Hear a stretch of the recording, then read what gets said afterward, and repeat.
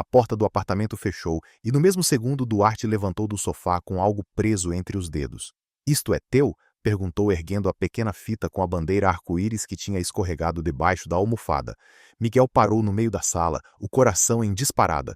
Marina acabara de descer à mercearia e eles tinham a casa para si por alguns minutos. Minutos que, de repente, pareciam perigosos. Miguel estava de volta a Porto fazia 3 dias, depois do primeiro ano em Coimbra. Trazia na mochila segredos ainda por dizer. Não esperava ser confrontado tão cedo. Endireitou as costas, aproximou-se devagar e tentou recuperar a fita, mas Duarte não largou. Queres falar sobre isto? A voz não era de quem acusa. Era calma, mas firme, como quem não foge do que vê. Eu ia contar, disse Miguel baixo demais. Só precisava de tempo. Tempo para quê? Para decidires quem és ou para perceberes se eu aguento ouvir? Duarte pousou a fita em cima da mesa, sem barulho. Os olhos ficaram cravados nos de Miguel. Não havia raiva ali, havia atenção. Miguel inspirou, procurou palavras que não soassem ensaiadas. Em Coimbra eu fui a um encontro, conheci pessoas. Não mudei de planeta, só deixei de fingir. Não sei como encaixar isto aqui. Aqui és tu, respondeu Duarte. Não é a rua, nem a vizinha, nem a pastelaria. Ele deu um meio passo, não o suficiente para encurralar, só para não fugir. Há alguém? Não. Miguel hesitou. Não propriamente, mas há um peso que desaparece quando eu digo a verdade. O silêncio que veio não foi vazio. Ouviu-se um caminhão lá fora, o tilintar de chaves do lado do prédio. Duarte pousou a palma na perna de Miguel. Leve. Eu ouvi, disse, e continuo aqui. Miguel sentiu a mão, sentiu também o impulso de recuar. Colocou a própria mão sobre a de Duarte e empurrou-a para o lado, com cuidado. Não assim, pediu. Ainda não sei medir isto, nem em mim, nem contigo. Duarte assentiu na hora. Não se justificou nem dramatizou. Está bem, fica dito, pegou na fita, devolveu-a a Miguel e apontou para uma porta. A tua mãe sobe já. Se queres, falamos depois no café. Sem jogo, sem pressa. Miguel conseguiu soltar um quero que lhe saiu como um alívio curto. Guardou a fita no bolso, ouviu o som de passos na escada e afastou-se um pouco. Marina entrou com 2 sacas e um ajuda-me aqui, e a conversa ficou suspensa no ar, inteira, à espera de lugar. Durante o almoço, Miguel quase não falou. Duarte manteve a rotina, serviu água, perguntou por Coimbra como sempre fazia, e não houve uma única frase fora do sítio, mas entre cada resposta pairava o que precisava de acontecer. Quando Marina desceu novamente para buscar um pacote que esquecera, Duarte secou as mãos e disse apenas: Encontro-te às 6, no balcão. Miguel assentiu e mordeu o lábio para não sorrir demais. Às 6, o barulho de chávenas e a espuma do leite davam a Miguel uma espécie de coragem técnica. Ele limpou a bancada, alinhou o pires, ocupou-se. Duarte esperou o fluxo acalmar e puxou 2 cadeiras junto à janela. Não perguntou de novo se era mesmo isto. Começou com o que sabia fazer, escutar. Eu tenho medo, disse Miguel direto antes que a coragem o traísse. Não do que sinto, disso eu já sei. Tenho medo do que faço com isto, de como te coloco no meio sem te querer magoar, e da minha mãe, ela depende de nós, não quero que a nossa casa vire praça pública. Nem eu, respondeu Duarte, não te quero em guerra, e muito menos comigo. Ele pousou o cotovelo na mesa, corpo aberto, sem se aproximar em excesso. Se te proteger significa que eu fico num passo atrás, eu fico, o teu tempo manda. Miguel respirou melhor. Quando me perguntaste se havia alguém, eu disse que não. A verdade é que eu reparei em ti antes de reparar em mim. Reparei na forma como me ouves. E isso confundiu-me. Duarte encostou as costas e foi honesto. Também reparei em ti. Cresceste, não és mais o miúdo que corria entre as mesas, e eu tive medo da linha entre cuidar e desejar as coisas erradas. Por isso, se eu der um passo fora de sítio, dizes para e eu paro. Miguel levantou a mão, encostou 2 dedos ao pulso de Duarte e sentiu o batimento acelerado. Agora está certo, disse, um meio sorriso quase espanto. Não é um segredo que queima, é uma coisa que cabemos os 2. A campainha da porta tocou, clientes entraram e o momento teve de aprender a viver no mundo real. Trabalharam lado a lado como sempre, mas cada gesto carregava um acordo novo. Nada às escondidas, nada impostor. A certa altura, Miguel entornou um pouco de café, murmurou um palavrão e sentiu a mão de Duarte nas costas, breve, a dizer, tranquilo. O toque não foi promessa, foi presença. Miguel endireitou-se, limpou, seguiu. Antes de fechar, Marina apareceu com um saco de laranjas e um comentário qualquer sobre contas.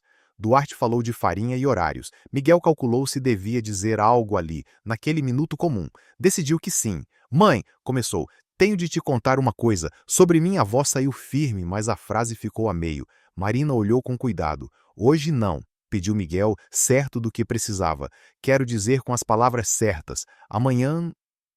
No caminho para casa, Duarte ficou na porta da pastelaria. Não tentou acompanhar. Liga-me se deres em branco, disse com um humor quieto. Miguel aproximou-se 2 passos e, com a ponta dos dedos, apertou-lhe o antebraço. Obrigado por não fugires, disse. Duarte devolveu o gesto, um toque curto. Obrigado por não te esconderes.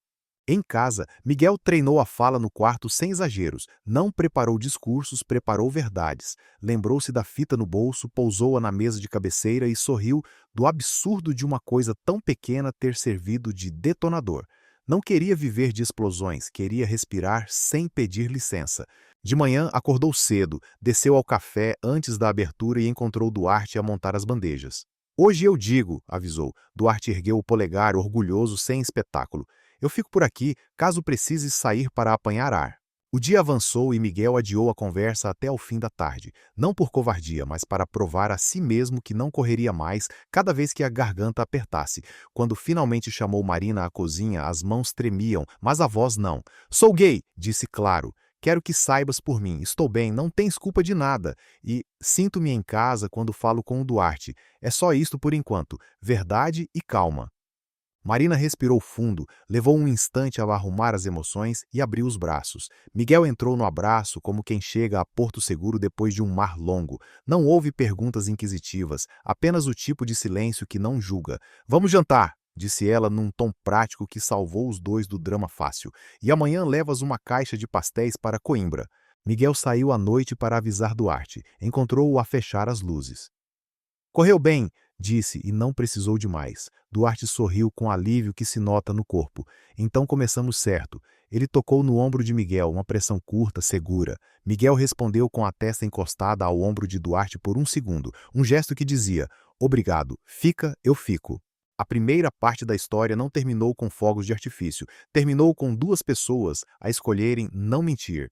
E com a certeza de que o próximo passo não seria dado a correr nem às escondidas, seria dado à vista e ao ritmo que coubesse aos dois. O telefone de Miguel vibrou 3 vezes seguidas, e antes que pudesse responder, um cliente bateu no balcão com impaciência. Vai demorar? Rosnou. Duarte apareceu atrás dele, tirou o pano do ombro e passou à frente sem levantar a voz. 2 tostas e um galão já a sair.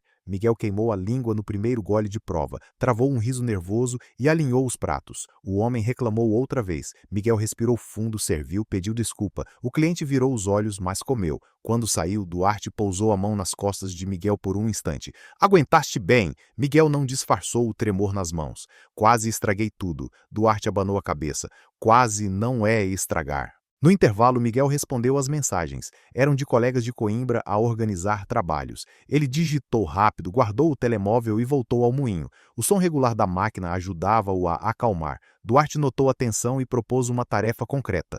Hoje aprendes a tirar um expresso que não se envergonha. Miguel tentou, falhou, tentou outra vez. A terceira chávena saiu com um creme decente. Duarte ergueu o queixo, aprovando, e bateu com o indicador no tampo. Vês? É repetição. Como dizer a verdade?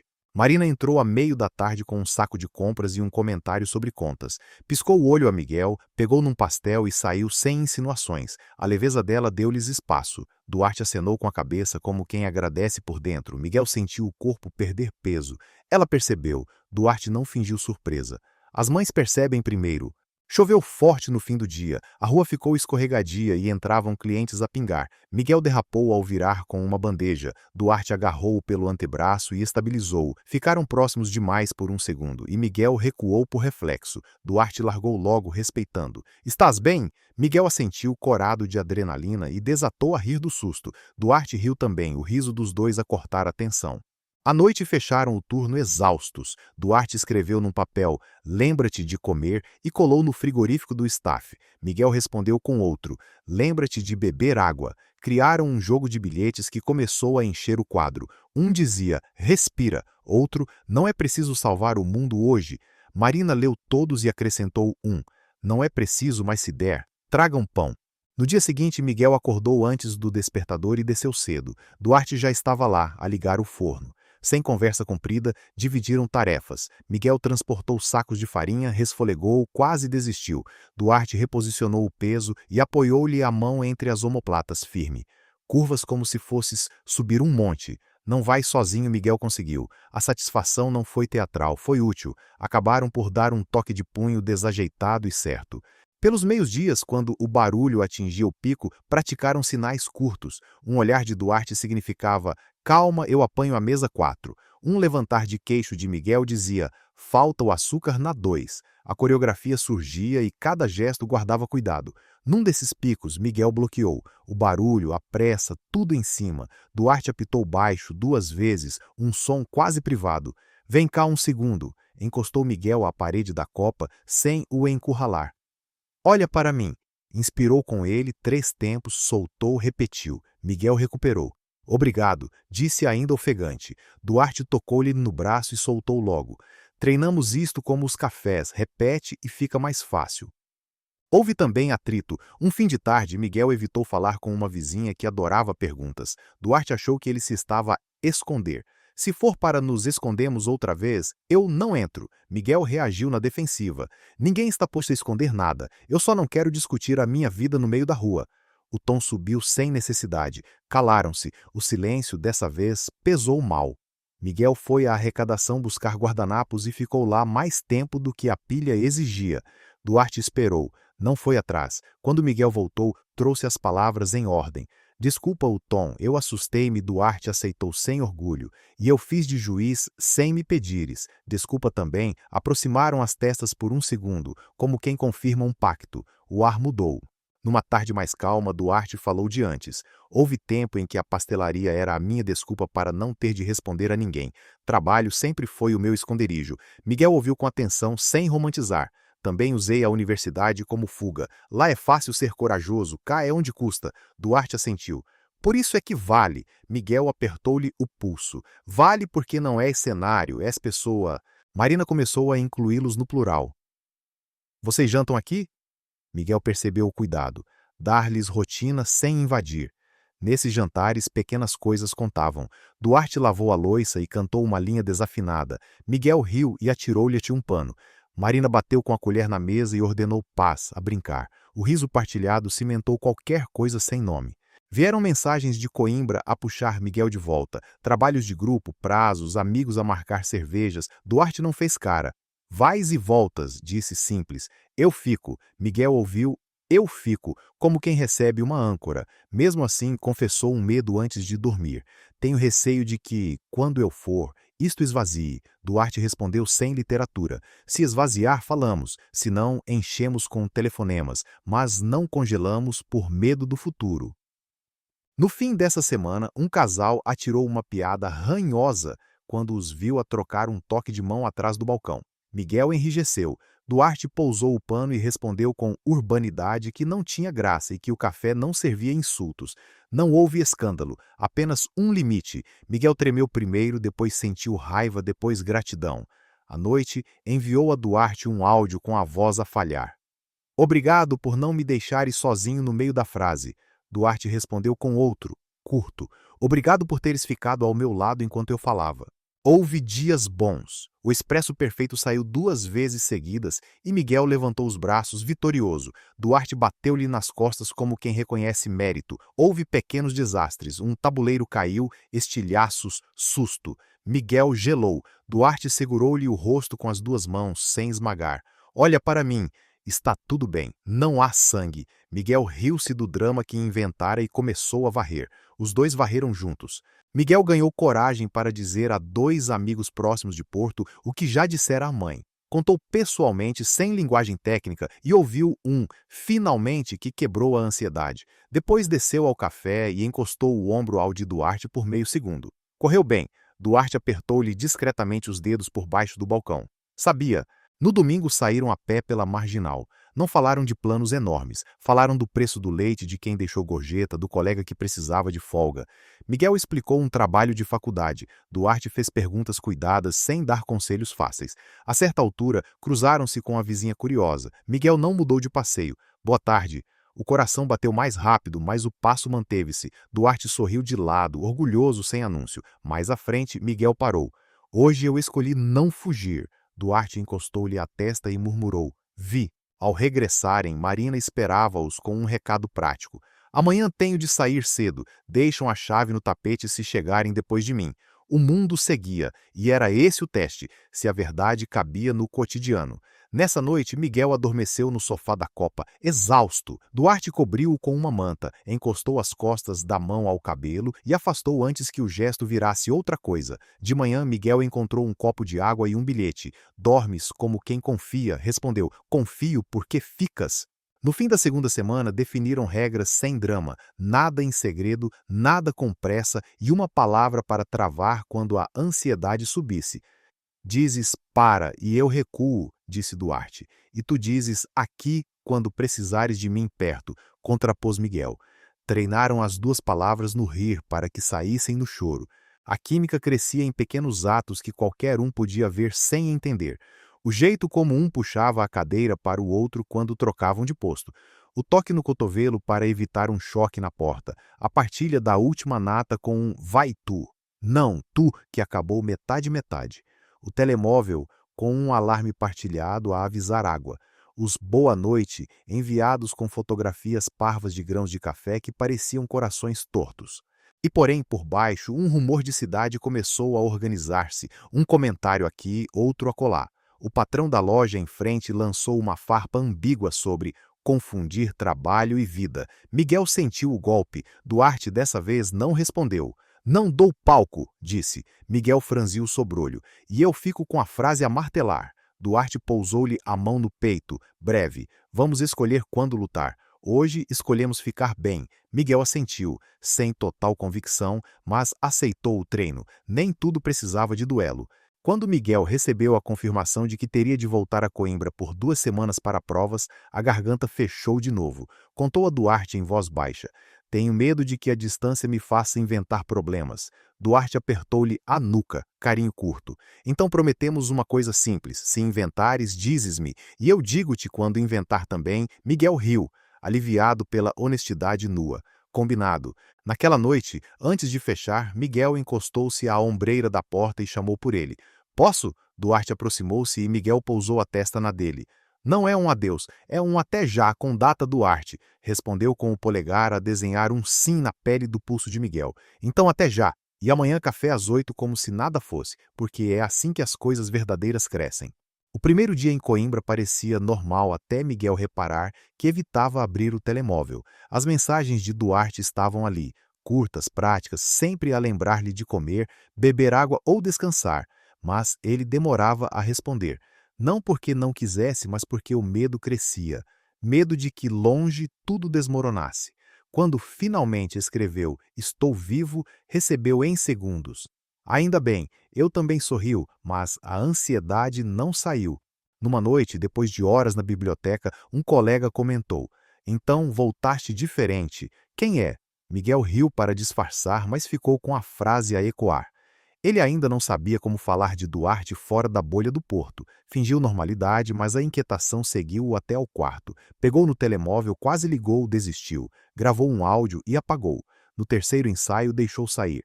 Tenho medo de que a distância invente coisas, mas continuo aqui. Adormeceu com a dúvida de se devia ou não enviar. No dia seguinte encontrou resposta. Já ouvi. E eu também continuo aqui, Duarte tinha percebido, mesmo sem mensagem enviada.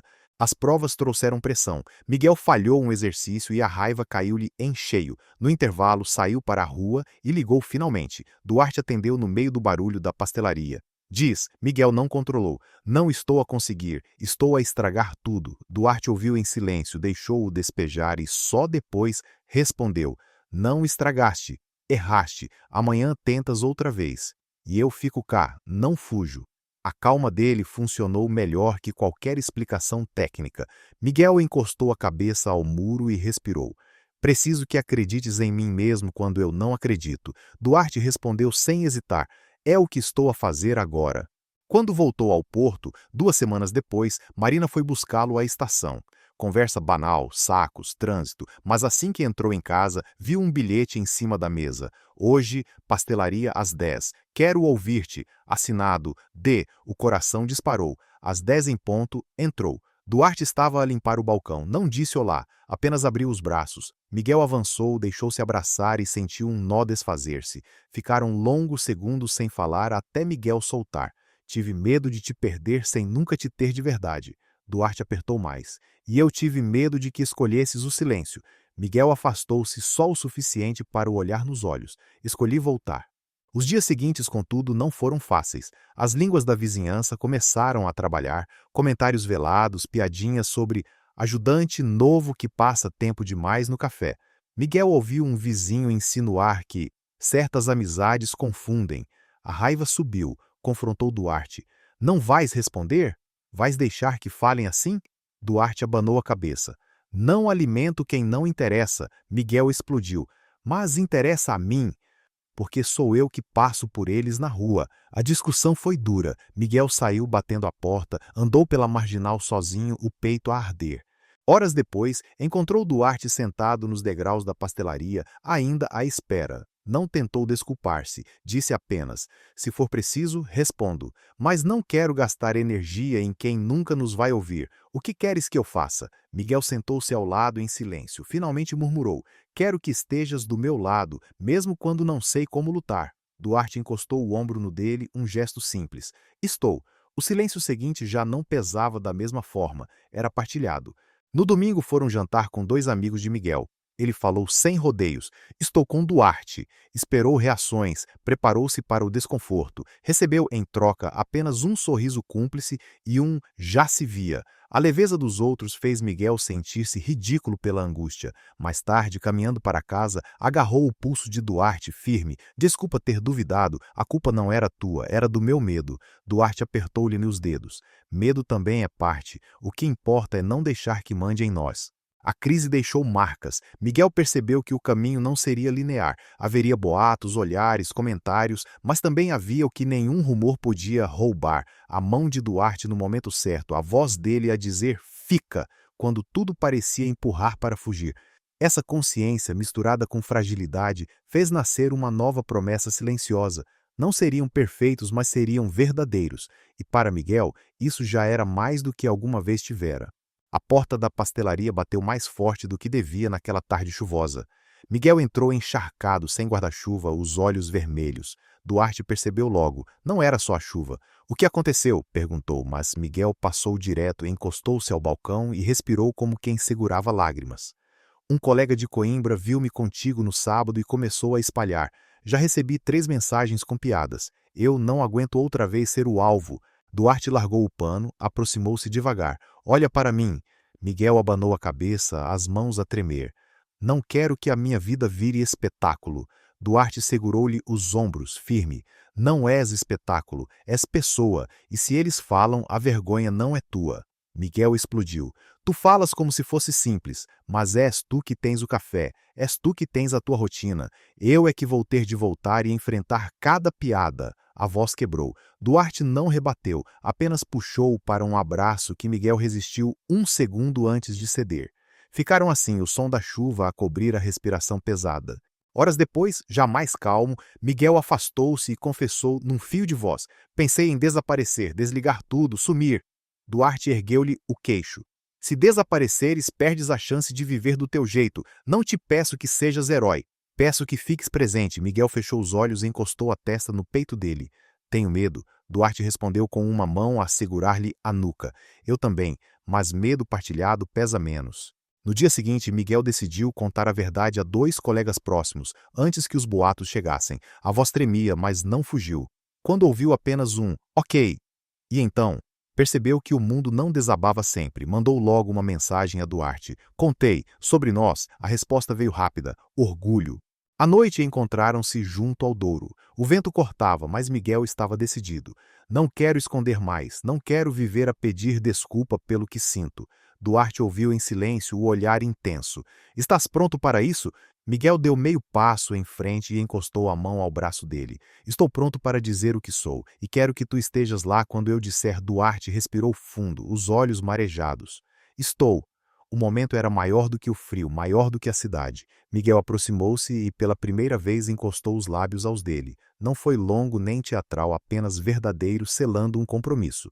No regresso, Marina esperava com o jantar pronto. Notou o brilho nos olhos do filho, mas não fez perguntas. Apenas colocou mais um prato na mesa e comentou banalidades. Miguel entendeu o gesto. Ela sabia e aceitava. Depois, quando se levantou para arrumar, pousou a mão no ombro dele e sussurrou: "Sê feliz, Miguel."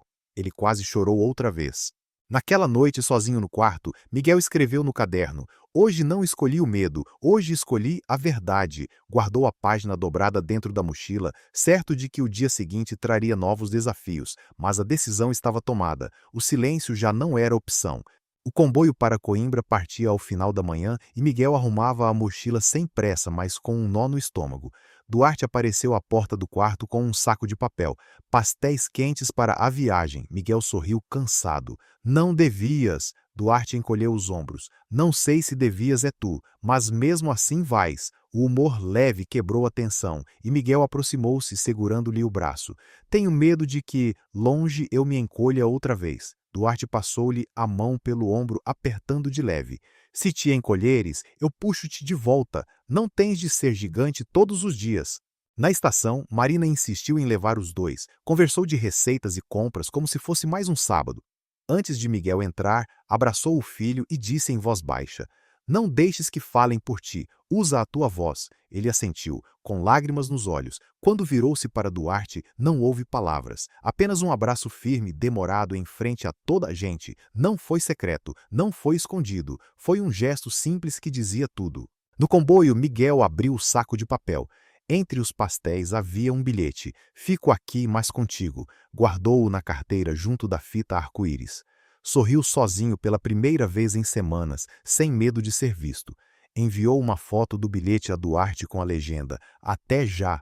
A resposta chegou quase de imediato: "Até já. E lembra-te da água." Em Coimbra, os amigos comentaram o rumor que corria. Miguel não fugiu. "É verdade, estou com alguém, chama-se Duarte." O silêncio durou 3 segundos, até que um deles disse: "Já era hora de assumires a tua felicidade."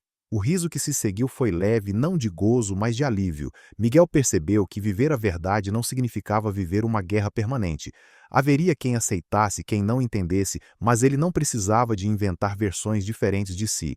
As noites em chamadas de vídeo com Duarte tornaram-se rotina. Conversas sobre contas, sobre o forno que avariava, sobre os trabalhos de faculdade. Nada grandioso, mas constante. E no meio sempre uma troca curta. "Ainda estás aí?" "Sempre." Essas 2 palavras, repetidas, sustentavam mais do que qualquer declaração. Quando regressou a Porto nas férias, não houve mais segredos. Miguel entrou na pastelaria e beijou Duarte na face, natural, sem medo dos olhares. Alguns clientes sorriram, outros fingiram não ver. Mas a vida seguiu. Marina trouxe café à mesa e disse: "Não se atrasem para o jantar." E foi só isso, normalidade conquistada. Naquela noite à beira do Douro, Miguel encostou a cabeça ao ombro de Duarte. "Se isto for apenas o começo, já valeu." Duarte respondeu, pousando a mão sobre a dele: "Se for começo ou meio, o que importa é que é nosso." O rio corria indiferente e pela primeira vez Miguel não sentiu necessidade de lutar contra o silêncio, porque o silêncio agora não escondia nada, era apenas espaço para respirar. O que começara com uma fita esquecida no sofá transformara-se em algo maior, coragem partilhada. E Miguel sabia, com a certeza tranquila de quem finalmente se reconhece, que não havia volta atrás.